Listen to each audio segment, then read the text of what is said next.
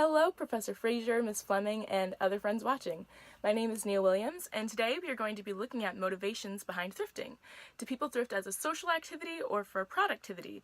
Do people thrift with that goal of finding that perfect outfit, or do they casually search for day-to-day necessities? Well, let's find out. As we know from Miss Fleming, the first use of the word thrift appeared in the early 1200s. While the definition has drastically changed from meanings such as growing pains into what Webster defines as a careful management, especially of money, the idea of a thrift store didn't come about until the early 1970s.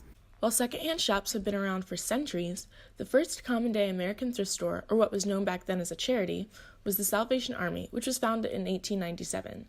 Because of a surge in immigration, xenophobes and other anti-immigration Americans began discriminating against foreigners. The Salvation Army began housing and feeding poor immigrants and others who suffered from severe poverty in exchange for collected scraps.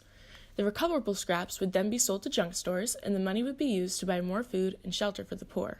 While the Salvation Army no longer uses this model and mainly sells donated items, the original intent of this groundbreaking thrift shop was to help the poor and the lower class.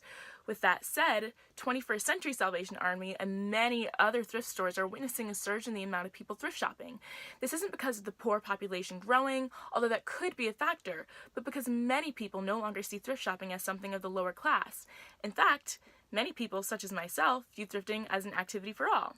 I know that I go thrifting in order to find that unique look, or with my friends as a social activity, not solely because of the cheap prices and great deals, although that does play a factor. So I hypothesize in this case study that there are others like me, although some sources of data state differently. According to the results in Flora Barty and Eric Arnold's case study, people do not go thrift shopping with goals in mind. In thrift shopping, combining utilitarian thrift and hedonic treat benefits, they state that they found thrift shoppers did not approach thrift shopping with a specific goal in mind, but rather they described their experience as follows. You never know what you are going to find. It's a puzzle. If we find something, fine. If not, that is fine as well, and that happens. For these respondents, thrift shopping was shopping for surprise and luck, a continuous search for hidden treasures waiting to be found. While these thrift shoppers were speaking of how they acquired hedonic value from thrift shopping, meaning how fun and meaningful the item and experience was, some Charlottesville citizens, including myself, strongly disagreed with this notion. Personally, I have always gone thrift shopping with a goal in mind, whether it be to find a sheer skirt or pick out a worn flannel, but I've always known what I wanted to buy before I went shopping. My thrifting experiences have also been somewhat of a social event, adding even more hedonic value to my items because of the memories attached to who I bought them with and why. In order to ensure that I wasn't the only one in my belief that thrift shopping has shifted into a social experience and a way to find unique, thrifty clothing, I decided to have a sit-down interview with Emmanuel Ndumbe, a 19-year-old University of Virginia student.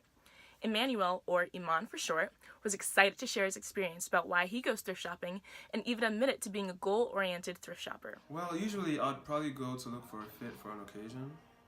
So you're looking for a specific unique look. Okay, so I would usually go to look for a specific fit, right? But then, if I see things that pique my interest, and you grab them too. I'd probably grab them too. Because Iman stated that he tended to go thrift shopping alone, saying that it wasn't much of a social experience for him, I decided to send out a Google survey to people around the University of Virginia and the Charlottesville community, asking them about their thrifting experiences. While I was initially a bit nervous and hesitant about sending out the survey, I was fortunate enough to receive 109 responses from people around UVA, many of them even going out of their way to text me and call me and talk about why they thrift shopped. According to my survey, which received responses from willing participants between the ages of 15 and 60, 45.9% of the participants stated that they thrifted with people or as a social activity, in comparison to the 29.4% of people that stated they thrifted alone. The remaining 24.8% of people stated that they don't thrift shop at all. According to these survey results, Iman would be in the minority of thrift shoppers who tended to thrift alone. That said, one of his motivations for thrifting is for the unique style and the trendy fashion, and that is something that I and many others who took my survey could definitely relate to. So if I go regular shopping, I probably buy a bunch of clothes. When I go thrift shopping, I usually buy the colors that I'm missing. There's always the in-between. So is it colors that you think you can only find really thrifted, or that you prefer to be thrifted? There's just styles that you can't find if you're not thrifting. There's just things you just can't find if you're not thrifting. Can you give us an example? If you... Give me 2 seconds here. Halloween, party, I needed a fit, and I couldn't find anything, right? I wasn't trying to look really regular. So what I did was, it's better load. What I did was I went thrift shopping, and I found this shirt that I lost the exact same day I wore it, which is kind of disappointing. But hold up. So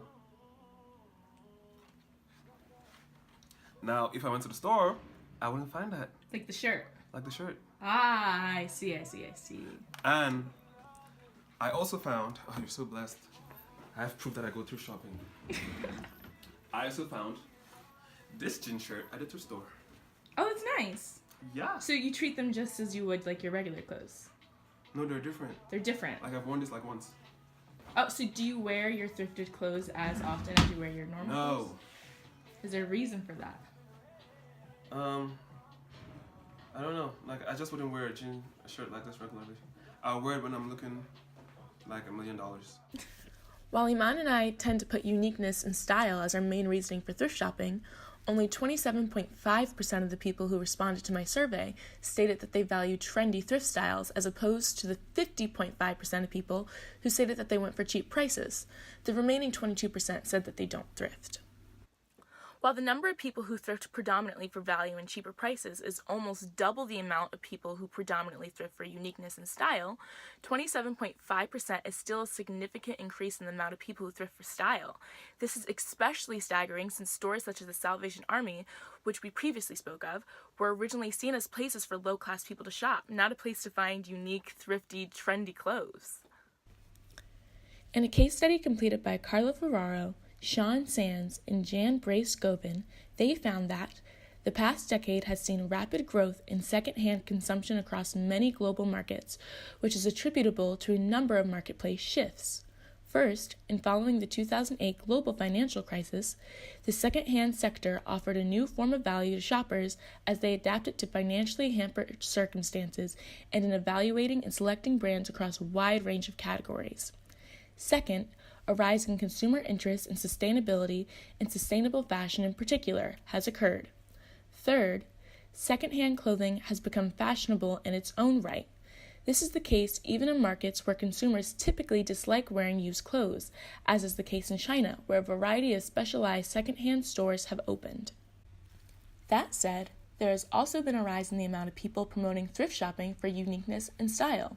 Currently, there are thousands of bloggers, YouTubers, Pinteresters, and many more people documenting their thrift experiences and showing how they use the thrifted clothing they acquire for trendy, unique styles.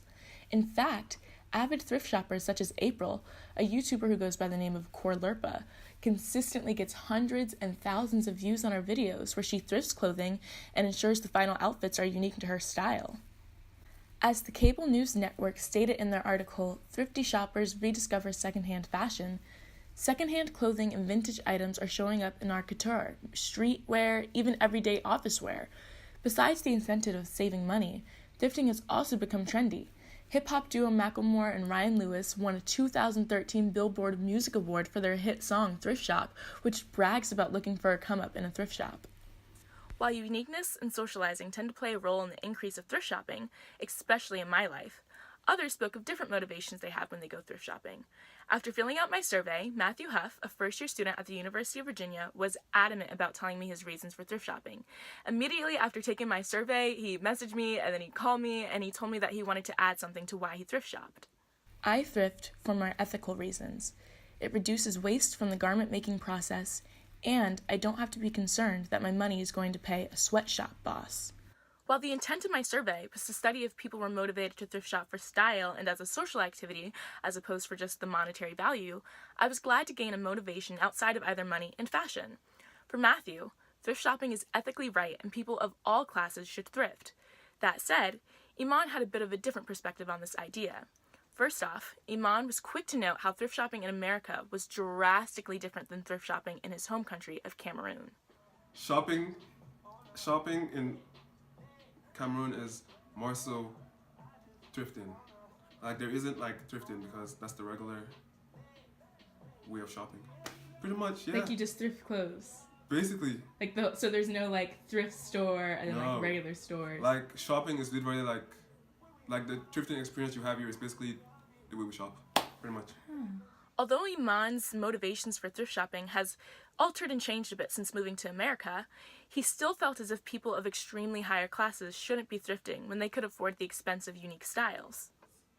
Like, if you ask me my honest opinion, which you just did, I would say if I could afford clothes that are more expensive, I shouldn't really be thrift shopping. I feel like people who wouldn't really go shopping on ASOS, or probably you haven't heard of ASOS or H&M. Like, if you couldn't go shopping at H&M and you want to buy things that are affordable and you want to thrift shop, if you wanted to thrift shop, that makes more sense. Now, I thrift shopping when I could afford ASOS, or no, I can't afford ASOS. I can afford H&M or Boohoo or Forever 21. So I wouldn't say make it an obligation, but So do you feel as if the people who have like more wealth shouldn't necessarily be thrift shopping because they're taking like resources away? alright, so the people who have a lot of wealth don't thrift shop. Even though a substantial amount of people stated that they thrifted for style or as a social activity, as opposed for just thrifting for cheaper prices, which was the main point of my case study, I was pleased to hear so many views and opinions on why people were motivated to thrift shop and who should be allowed to thrift shop. That said, the data I collected through surveys and interviews proved that thrift shopping in the 21st century, especially in America, is drastically different than the original intent of thrift shopping. While there is still a significant amount of people who thrift because they can't afford other items, there has been a rise in the people who thrift as a social activity or with the goal of finding a thrifty, unique item. Hopefully, in the future, more research can be done on people's motivations for thrift shopping, because the small amount of data I collected displayed motivational change since the creation of thrift shopping, and the thrift market is continuing to grow in our nation and around the world.